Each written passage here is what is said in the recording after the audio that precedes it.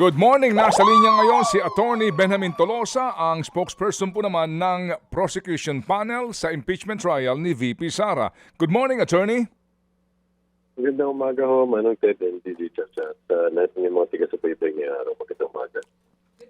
Good morning po, Attorney Tolosa. Yes, sir, simulan po muna natin dito sa sinabi po kahapon ni Presiding Chair Senator Cheese Escudero. Ang binabanggit po niya, maglalabas daw po siya ng ruling regulating public statements ng councils kasi galing po ito doon sa naibahagi ng isa sa mga defense counsel, si Attorney Season po, tungkol doon sa naging Facebook post ng kasamahan niyo po sa prosecutor na si Attorney Ligutan. Ano pong reaksyon niyo dito?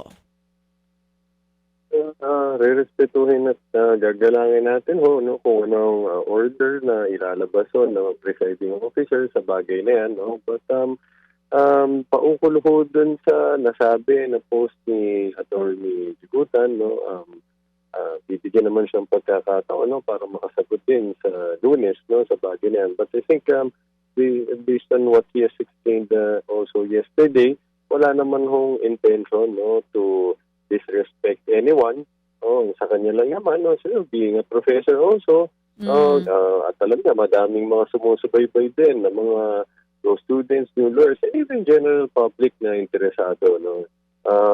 Maganda lang na to properly guide everyone. At isa pa, wala namang merits doon sa kanyang naging post. No? Wala naman mga issues doon or kahit na yung mga legal theories or position, no, pinaglalabanan ng magkabilang parte. It's just a statement of fact, no? Statement kung ano ang evidentiary role regarding that, no? Yung misleading question. But siguro importante din naman natin tignan kung nasa usapin tayo ng subjudice, magandang tignan din natin unang-una yung mga naging statements ng Vice Presidente, no, paumukol dito sa impeachment na to.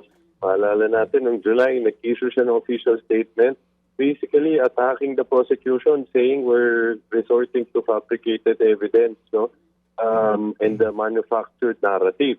At recently, ang naging attack naman niya ay against the impeachment proceedings na. Sabi niya, it has been marred by bending the law.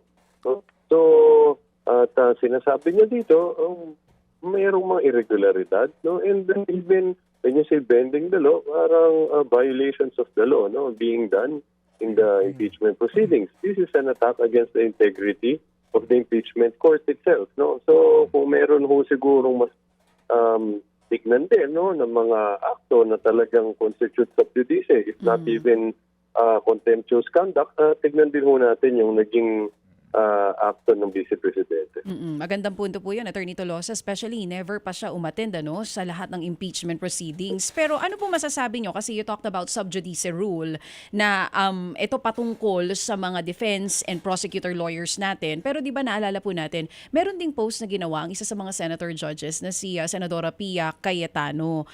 Papasok din po ba kaya sila dito sa ruling na binabanggit na ilalabas ni Presiding Chair? Kasama po kaya sila dito, ang mga senator judges natin? Abangan ho natin, no, at again, respetuhin natin yung decision ng presiding officer dyan. But kung titignan lang ho natin, no, yung rules on impeachment, no, governing itong rule ho na yan,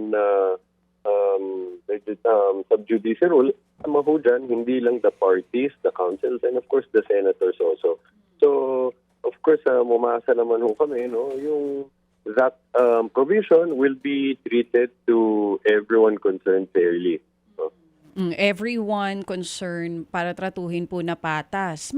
Speaking of that, napag-uusapan na natin itong mga one-sided ano, na mga post, pahayag na ibinibigay po ng mga lawyers natin outside of the impeachment court, and napag-usapan din yung tungkol dito sa mga senator judges, and you have said yung tungkol kay VP Sara Duterte.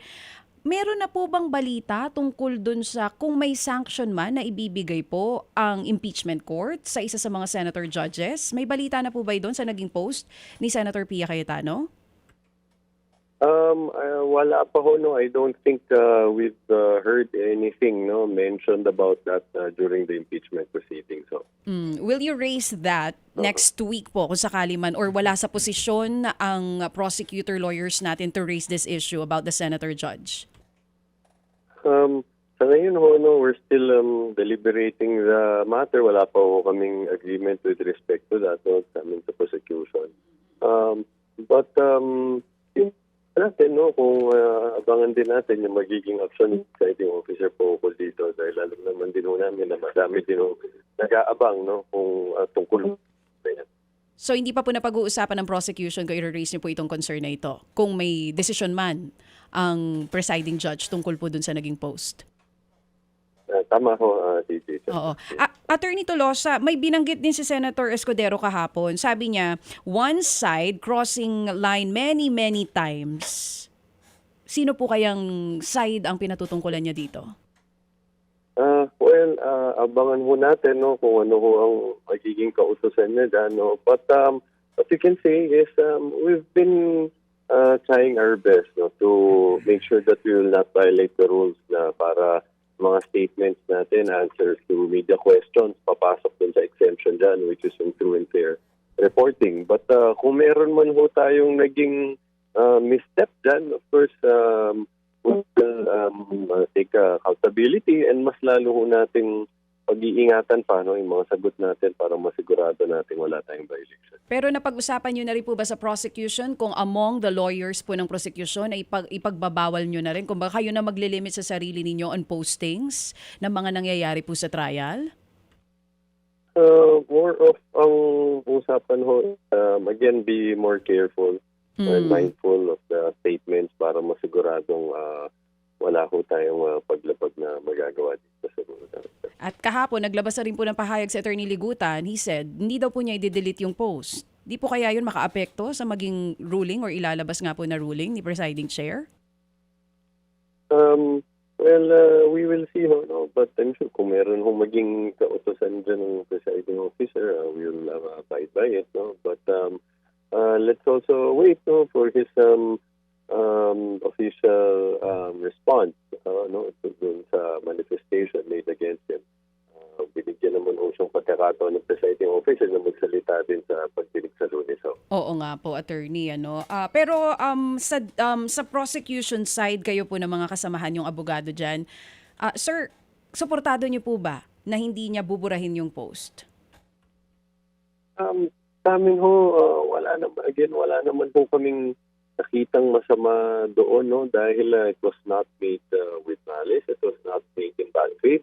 Unang-una, wala akong sigurong makakapagsabi na hindi akma sa rules yung kanyang na-post, no, dahil talagang that's a basic rule on evidence na misleading questions are never allowed sa direct or cross-examination, no. So wala naman siyang sinabi dyan na hindi totoo, no, at it didn't pertain to anyone in particular, and yun nga, no, it was not made in bad faith, just to educate the public. Opo. Very elementary, very academic nga po yung post na iyon, ano ho.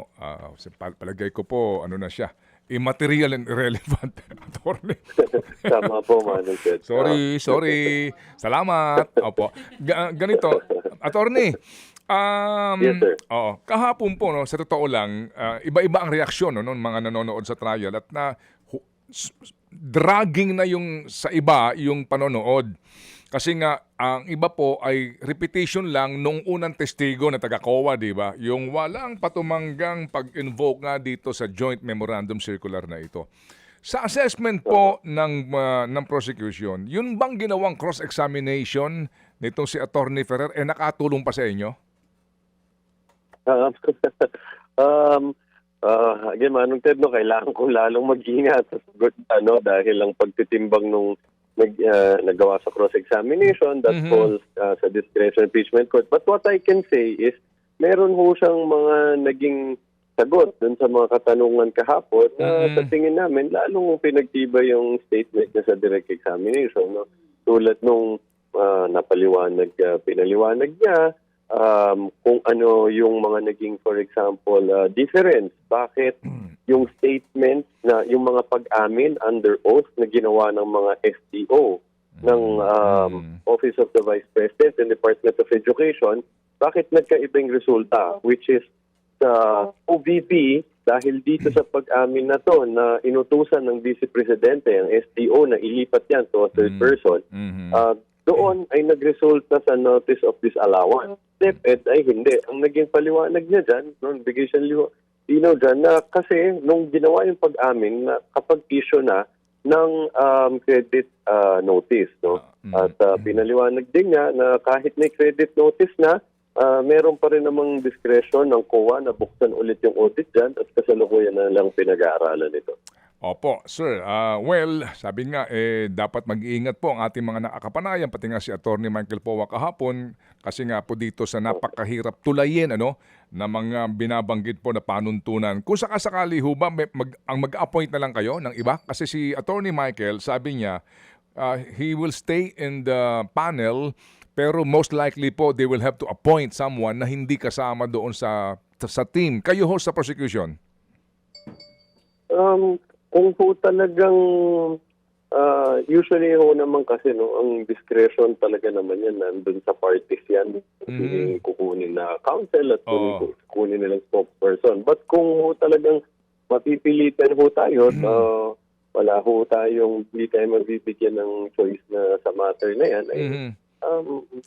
talagang kukuha ho tayo ng bagong spokesperson kung wala ho tayong magagawa about it. Okay, sige. Sir, tapos na ito, no? Itong COA auditors ninyo. Tama? Finished? Tama. Okay. Tama po yun. So, praise God. Praise God. Salamat. Salamat. Natatapos na dito. Sige, hindi pa kayo tapos dito sa article na ito. Sino po ang isasalang yung Monday? Sa susunod po namin isasalang yung po namin, so hostile witnesses, yung SD Hoso, no? Ito yung si Ginang Acosta, ang Paharda ng OVP at DepEd. So sila ho yan, yung supposedly dapat nakakuha ng pera, sila yung may responsibilidad na mag-disburse nito. No? So magiging importante, magiging testimonya nila dyan. Marinig ko natin sa kanila kung saan nila dinala ko yung pera dahil sila nga yung humawak ko. Sige, si Acosta lang tsaka si Paharda, no? Bale, ang pinatawag ko for next week si Acosta, si Paharda, tapos ang din hong representative no sa House of Representatives si Misa Pareha na mag-identify ho ng mga importanteng documents under her custody. No? So yan ho yung mga unang ilalatag ng mga testigo next week. Si Colonel Raymond Lachica at saka itong Dennis Nolasco po, itong dalawang ito. Hindi pa sila pinasabina. No? So titingnan mo natin muna kung anong maging testimonya nila Paharda and Acosta. And then of course we'll continue to assess yung if there's a need to present those to other witnesses. Dahil yan nga ho, yung mga supposedly pinaglipatan nila ng pera according to their statements under oath. Yung taga-kamara, yung ba importante pa? Hindi pa pwedeng na lang po yun? Kasi lang naman ito, identification of documents. Kasi sir, masyado sorry sir napakahaba, napakatagal And kumbaga, boundary na naman kayo sa inyong presentasyon Ito, pipilitin ho talaga na mabilis lang yung magiging testimonya niya. Baka maisabay ho yan na same day dun sa either kay Acosta or Paharda. Okay, sige. So it's Monday, si Binibining Acosta po muna, yun ang kanyang araw, no? Tama po. Opo. At siya po ay hostile witness. Well, yan, technically, we will have to qualify her first as an expert witness. So, kailangan naming ma-establish yung interest niya or adverse to the prosecution. After that, qualify na siya ng court na hostile witness and we can treat her accordingly. Okay. At dahil siya hostile witness, you are allowed to ask leading questions. Tama po yun, Manong Ted. But are you allowed to ask misleading questions? Hindi ho, Manong Ted. Hindi rin pwede kahit kailan. Salamat. Opo. Sige. Opo, sir. Sige. So, abangan po namin sa Lunes ito pong pagpapatuloy po ng impeachment trial ni VP Sara. Ang aming pong dalangin, sir, bumilis-bilis nga po ito kasi po hindi lang sa nakakapagod manood, hindi lang sa nakakabagot manood, importante po kasi, sir, na maka-move on po tayo sa napakalaking isyong ito. Dahil ang sinasabi po ng impeachment court spokesperson, aabutin pa ng Pebrero. Kaya marami po ang mga nagagambala dito na mga usapin po na pamumuhunan sa bansa. Yun lang po ang aming pong panalangin. Kasama po ninyo. Attorney Benamin Tolosa, maraming salamat po, sir. Yes, Manong Ted, kaisa niyo po kami dyan at pipilitin talaga po namin mas mapabilis pa po itong paglatag ng ebidensya. At maraming salamat ulit sa pagkakataon. Magandang umaga ko. Thank you. Mga kapatid, patuloy po kayong tumutok sa 105.9 True FM para sa totoong balita, impormasyon, music and entertainment. Mag-subscribe sa aming YouTube channel at podcast at sundan nyo kami sa Facebook, Instagram, X at TikTok sa True Network PH. Bisitahin din po ang aming official website, truefm.ph. At panoorin din kami sa True TV Signal, Channel 19. Kami po ang 105.9 True FM. Laging true sa'yo, kapatid.